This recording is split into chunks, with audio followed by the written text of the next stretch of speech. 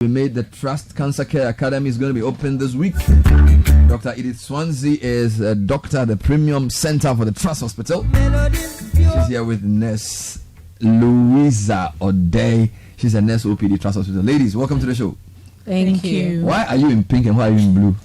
Okay, pink is for Pink October, breast cancer awareness. Oh. And then the blue is for prostate cancer awareness. Oh, so every cancer in this color. Interesting.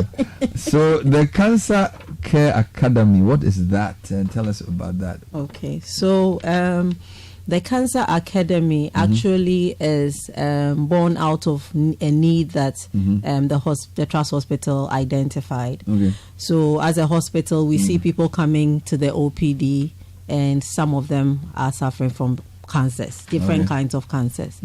But we realized that most of them were coming in the advanced stages, which means that it's moved from the primary organ and it's spread.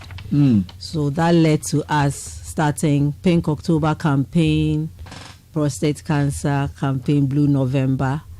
But we still realized that that wasn't enough because apart from the patient's need to be seen early, because early detection saves lives, we realized that as clinicians and health workers in school, we have thought a whole lot of things about the human body. But when we come out of school, between seeing malaria, typhoid, diarrhea, and then seeing people with the strokes and the diabetes and the hypertension, we kind of lose track that all these patients could possibly suffer from any type of cancer that affects any part of the body. Okay. So we thought as a hospital that when we put this academy together, not only would it empower health workers to be able to screen early and actually be more empowered in terms of education to help their patients, but also in a whole advanced cancer care. Yes. So let's backtrack. When we talk about cancer, what are we talking about? And let's talk about the types that are prevalent in Africa and Ghana. Okay. So cancer actually is a term used to describe abnormal growth of any group of cells in any part of the body. So the cells actually grow and the growth is controlled. But when it starts growing abnormally and uncontrollably, that is when we have cancer. Yes. And there are different types. Yes. So as I said, the cells. So any part of the body that has cells can have cancer. Yes. But which are the prevalent types in this part of the world? Okay. So in Ghana, I would just narrow down to and separate it to those we see mostly in males and those we see in females. So top 5 for males, we have liver, which is about 23%. Okay. We have prostate, which is 21%. We have non-Hodgkin's lymphoma, which is 6.9%. Non-Hodgkin's lymphoma. We have it's what percent? 6.9%. Okay. We have stomach cancer, which is 4.5%. And then we have colorectal cancer, that is the colon and the rectum, which is 4.5%. So that's and top 5 for men. Generally the big ones for men. Yes. What about women? So for women, the top is breast cancer, 31.4%. Wow. And then cervical cancer, 19.2%. And then we have ovarian cancer, 7.5%. Then liver cancer, 6.7%. And then again, non-Hodgkin's lymphoma, 3.7%. Is cancer hereditary? Is it behavioral? Is it... What causes cancer? So we have a group of factors. So usually when I come and I'm giving the talk, I'll say modifiable and non-modifiable factors. So when you look at the hereditary aspect, that is the non-modifiable factor. So you have it in terms of genetics, where you see it running in some families.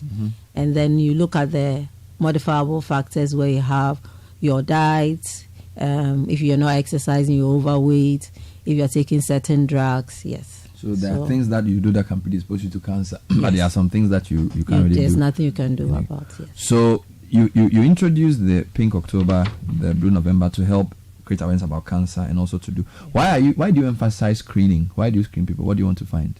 Okay, so what we know is that when we pick the cancers early, we are able to get a good prognosis at the end of the day. So when I say early, means that it's really limited to the cells, the organ that is started in. So if it's the breast, it's only limited to a few cells in the breast.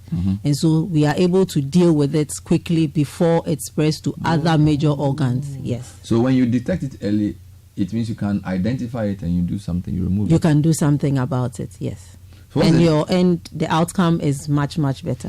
Why do people usually talk about malignant and benign? They use those words when they talk about cancer. What's the meaning of those things? So malignant means it will spread. It has the potential to spread. It's gone. And benign means whatever you do, it wouldn't spread. It's just well local. Behaved. Yes, it's local. Yes. So even if you do the scan and there's some cells are seen which could be potentially cancerous, the main issue is malignant or benign, or has to be also ascertained, because when are there scales? So from benign to what or malignant, just two? Yes, just two. So malignant means it's not threatening to move. Yes. And benign means malignant means the cells would move. They are moving in craziness. When they do the test, they take some of the cells, then they do what we call excision biopsy. Then we look at the nature of the cells.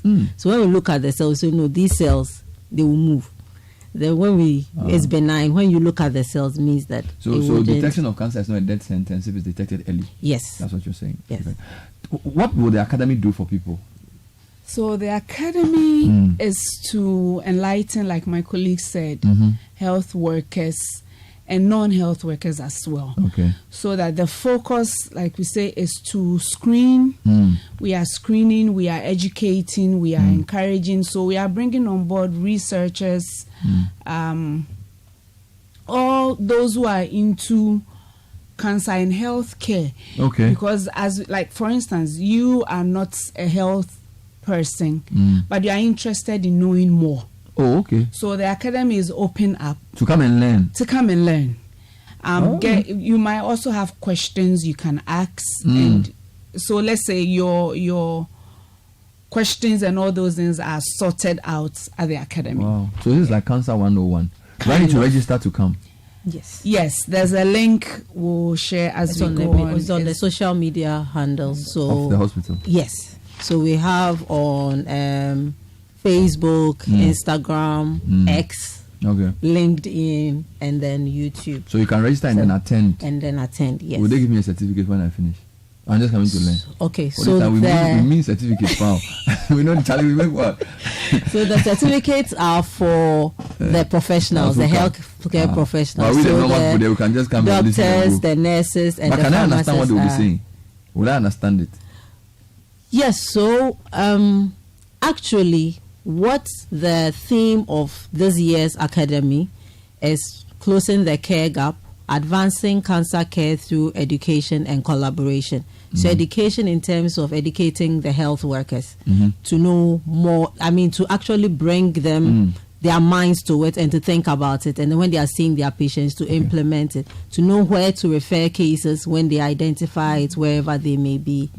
And then collaboration with pharmaceutical companies, NHIA, so that the price of cancer care comes down. Does the hospital treat cancers? Yes, we do. So we have a chemotherapy unit that those who are detected and have gone through the process also go in for treatment. Okay. We also have a hemo-oncologist who comes in. Appointments is the list is quite short, so it helps for those who can queue in at the public hospitals are able to come in and they are seen and process is done swiftly. Okay. We also have the wellness clinic where we do a couple of screening. We do screen for prostate, so you do a PSA.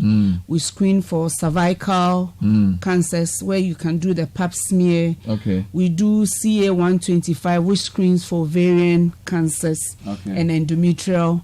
And we do stool occult blood for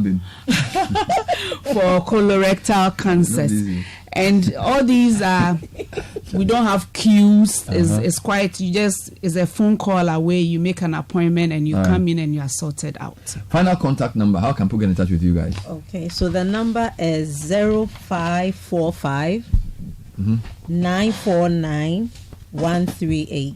0545 949 138. And then the second number is 020 638 9689. Wonderful. Thank you very much, Dr. Edith Yaba Swansea and Louise out there, nurse OPD, Trust Hospital.